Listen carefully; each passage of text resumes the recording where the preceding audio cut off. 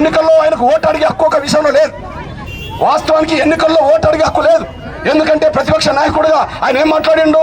ఆంధ్రప్రదేశ్లో మద్యమే లేకుండా చేస్తా అని అన్నాడు. మద్యం లేకుండా చేస్తా అన్నాడు. మద్యపాన నిషేధాన్ని సంపూర్ణంగా అమలు చేసే, ఈ ఆంధ్రప్రదేశ్లో మద్యం అంటూ బాటిల్ దొరకకుండా చేసే నేను మళ్ళీ ఎన్నికలకు వస్తాను అన్నాడు. మద్యం లేకుండా చేస్తానంటే మనమే అనుకున్నామంటే అది నిజమే అనుకున్నాం.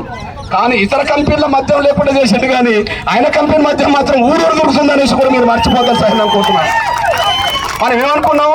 మద్యం అంటే మొత్తం మద్యం అనుకున్నాం. కాదు కాదు కాదు, ఇతర కంపెనీల మద్యం నేను బంద్ చేస్తానని ఆయన మనసులో పెట్టుకొని ఇతర కంపెనీల మద్యం అంతా రాకుండా చేసి ఆయన సొంత కంపెనీ మద్యం మాత్రం ఊరూరు మనసులో వేసి కూడా మీరు మర్చిపోతారు సార్ అనుకుంటున్నాను.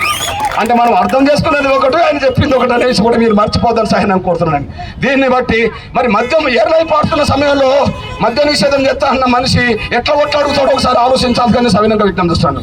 ఈ లెక్క ఒక విషయం గుర్తు చేస్తున్నాను నేను.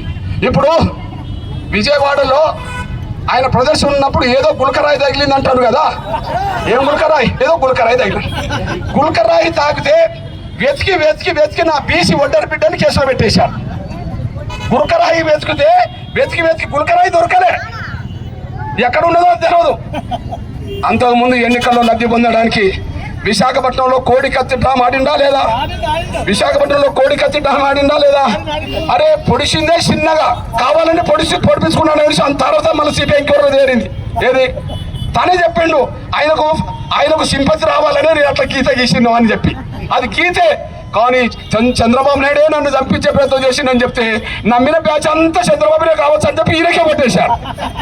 5 ఏళ్ళు ఆ పిల్లోని మా దళిత మా మాల బిడ్డను 5 ఏళ్ళు జైల్లో పెట్టేశాడు. 5 ఏళ్ళు జైల్లో పెట్టేశాడు.